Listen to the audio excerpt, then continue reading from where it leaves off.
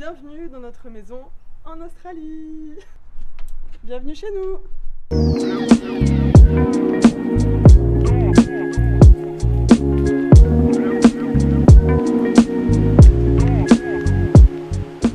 sais pas si vous l'entendez, mais ça résonne beaucoup parce qu'il n'y a pas beaucoup de meubles. On est arrivé il n'y a pas très longtemps. Donc dès qu'on rentre dans la maison, on atterrit dans le hall d'entrée qui est immense. Il n'y a pas grand chose à part de quoi mettre nos chaussures et un placard d'entrée qui était déjà ici. Quand on a emménagé, c'est pas des meubles qu'on a achetés ou qu'on a récupérés, ils étaient déjà. Pareil pour le tapis. Et ce qui est très chouette et ce que j'aime beaucoup ici, c'est la grande baie vitrée avec une très jolie vue sur la végétation qui cache les voisins. Et ensuite, on passe à la partie la plus chouette de la maison, la pièce à vivre.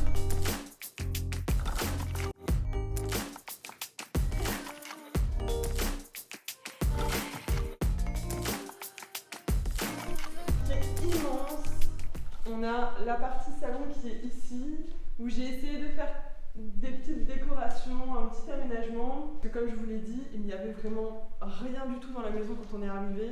Le canapé qu'il y a ici, on l'a acheté en lot avec le lit que je vous montrerai tout à l'heure. On les a eu pour pas très cher d'occasion et ça nous a permis d'avoir d'autres meubles gratuits parce que la personne qui nous a vendu le canapé et le lit se débarrassait de plein d'affaires, donc on a pu se meubler rapidement et de manière gratuite comme cette table qui est très très chouette, très jolie. Les chaises aussi. Les chaises aussi, c'est vrai. Et la table elle s'ouvre, donc elle est super grande, on peut manger à 6 dessus et on l'a eu gratuitement. Voilà, donc ça c'est vraiment très très cool.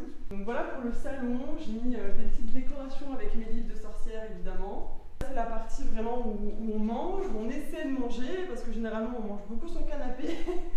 Et ma partie préférée, c'est la cuisine. Elle est incroyable. Déjà, vous pouvez voir qu'elle est immense. Et en plus, ce que j'adore, c'est l'îlot central qui est trop mignon. Qui agrandit la pièce, qui est, je sais pas, j'adore les îlots centrales dans les cuisines. C'était vraiment un rêve pour moi d'avoir un îlot central comme ça. Rêve réalisé en Australie, donc c'est très très cool. Donc je vous emmène dans la cuisine.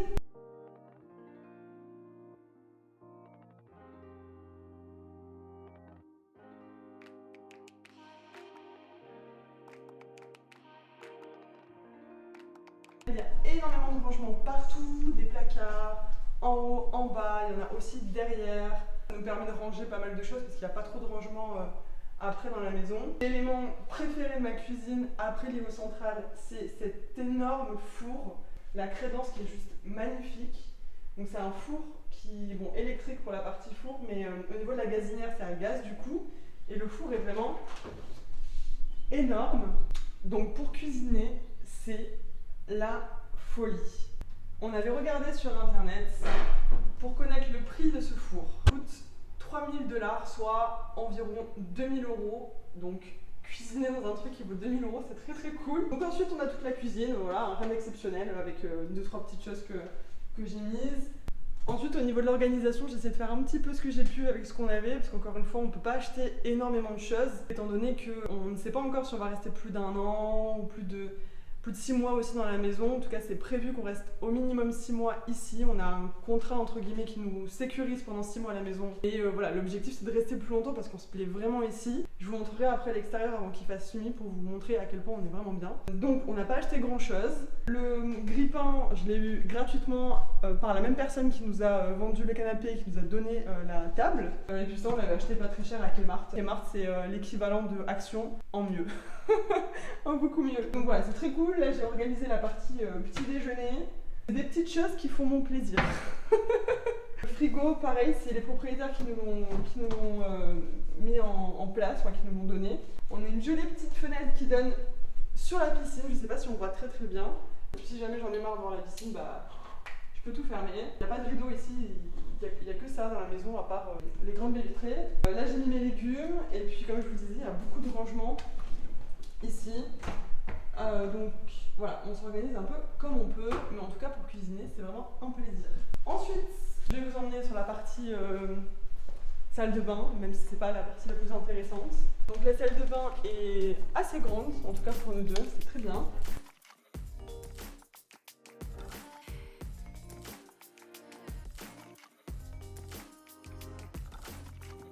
Une douche assez simple qui est très très bien, la partie toilette et puis on a un grand miroir sur lequel on peut se faire une beauté tous les matins. Et le make-up que je ne fais pas. Le truc que j'ai acheté dans la salle de bain c'est ça, c'est ces deux petits éléments qui juste pour un peu décorer et puis ensuite je récupère des trucs gratuitement dans notre travail, notamment les fleurs qui sont issues du dernier mariage qu'on a fait. Voilà, ça permet de décorer un petit peu la maison et gratuitement donc c'est cool. Ensuite on a un petit élément qui est super pratique, je pense que toutes les femmes ou hommes qui aiment bien avoir une maison organisée et rangée, vous kiffez cette toute petite pièce qui est tout simplement le coin de la machine à laver. Donc c'est bien parce qu'au moins on n'a pas la machine à laver qui nous pollue l'espace dans la salle de bain ou dans la cuisine ou dans n'importe où dans la maison. Elle est là, c'est fermé, il y a du rangement, je mets tout mon bazar, la serpillière, l'aspirateur, le panier à linge, les produits, tout est foutu là-dedans et puis il y a juste à fermer la porte et ça rend pas moche quoi dans la maison. Après, il y a un truc que j'aime bien aussi, c'est le plafond, qui est juste magnifique. La manière avec laquelle il a été fait, je trouve que ça rend la pièce, ça permet d'habiller un petit peu plus la pièce.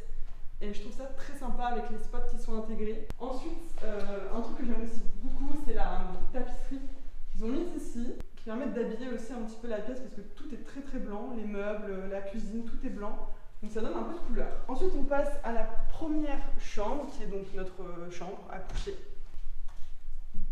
Donc dans notre chambre, pas grand chose à part un grand lit, une belle fenêtre qui donne sur la piscine aussi et sur l'herbe, donc c'est très cool quand on se réveille le matin. Le lit qu'on a eu aussi avec la même personne, on s'est meublé avec une personne, s'allume et on a aussi des rangements ici.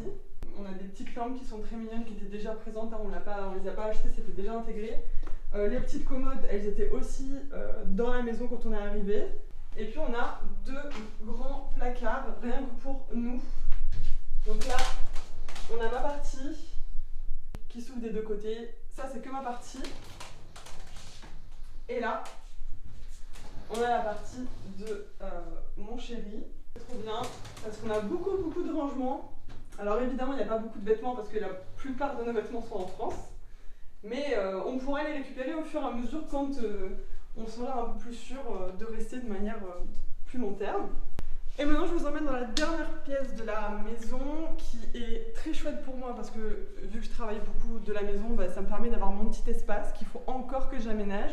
Il y avait une deuxième chambre en fait, je trouve ça extraordinaire d'avoir accès à une deuxième chambre étant donné qu'on est quand même que étranger ici, donc on a quand même une grande maison. Une pièce qui résonne énormément, alors je vais pas beaucoup parler, je vais juste vous la montrer.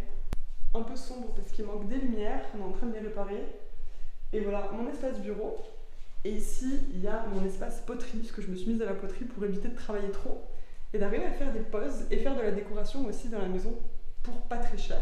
Voilà, ma partie poterie qui est un peu en bazar, le bureau et une pièce qui est un peu vide pour l'instant. Maintenant, je vais vous emmener sur l'extérieur de la maison pour vous montrer à quel point elle est magnifique. Déjà, je vous laisse admirer la super vue qu'on a quand on ouvre tout. Donc on a une magnifique baie vitrée qui amène beaucoup de luminosité dans la maison. Alors là, il est presque 16h, donc il commence à faire nuit en Australie. La nuit tombe très rapidement, donc vous n'allez pas la voir sur son meilleur jour, mais au moins vous aurez un aperçu. Donc là, on arrive sur la terrasse, qui aussi est vide, hein, évidemment, on n'a pas encore tout.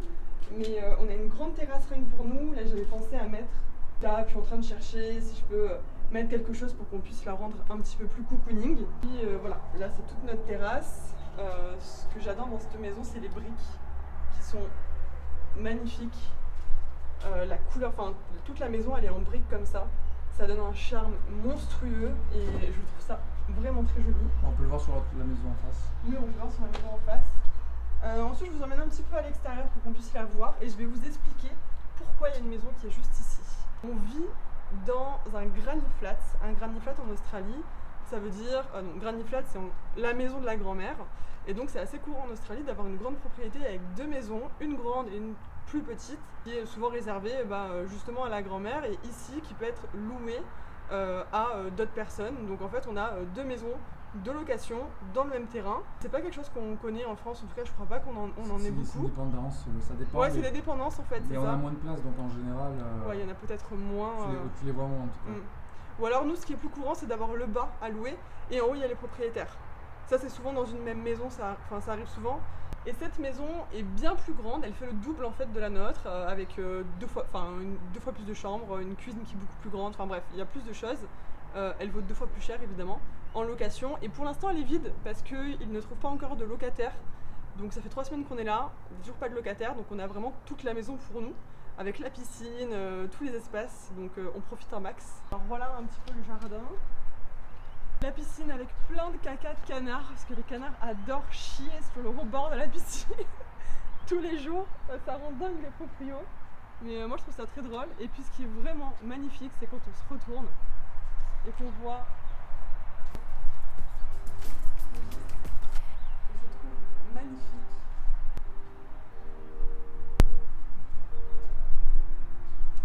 Donc voilà notre maison en Australie et on est hyper bien. Sur le côté il y a aussi un garage, je sais pas si on le voit, enfin plutôt un abri. On a un petit passage pour pouvoir aller à notre voiture, donc ce petit abri est à nous, il est pour nous. Et ici c'est je sais pas comment définir ça. Un patio avec une piscine d'été. Ouais voilà, bon, on peut y aller, attention il n'y a personne, c'est pas à nous. En fait, nous, on n'a pas accès normalement à la piscine et à ce patio-là. On a vraiment, ça s'arrête au niveau de notre terrasse. Quand il y aura des locataires dans la grande maison, maintenant on pourra toujours peut-être négocier avec les locataires s'ils sont sympas pour avoir accès à la piscine l'été, on verra. Pour le moment, on profite un peu des espaces, mais voilà, ils sont pas pour nous, ils sont pas compris dans la location en tout cas. Donc là, c'est un petit patio avec petit salon d'été. Il y a aussi une petite cuisine d'été ici. Il y a des moustiquaires tout autour, donc c'est cool. On a déjà fait une petite soirée ici, tous les deux en amoureux, et c'était assez agréable, avec la vue sur la piscine. Je sais pas si vous entendez, en arrière-plan, on a un petit peu de bruit, enfin, on a un petit peu de circulation. Parce que juste là-bas, en fait, il y a la route. Après, on l'entend pas depuis la maison, en tout cas très très peu depuis la chambre. Vraiment, peut-être on l'a entendu le premier soir où on a dormi ici, mais ça nous a pas vraiment dérangé. C'est vraiment un petit bruit de fond. Il n'y a pas de gros klaxons, de gros camions. C'est assez calme. Les gens ici conduisent de manière assez tranquille. Ils sont pas très violents, donc il n'y a pas trop de klaxons, il n'y a pas trop d'énervement. Juste doubler à droite, à gauche, n'importe comment. Voilà, donc c'est assez tranquille. C'est bizarre. Donc voilà notre super maison en Australie. Et j'espère que ça vous a plu et que ça vous a peut-être donné envie de venir en PVT en Australie. Non mais blague à part, on a vraiment eu une très belle opportunité pour avoir cette maison-là. En fait, à la base, on était dans une colocation avec une shared house, donc une maison partagée. Le propriétaire vivait à l'intérieur et on était 7 à partager cette maison, donc il y avait vraiment plein de chambres.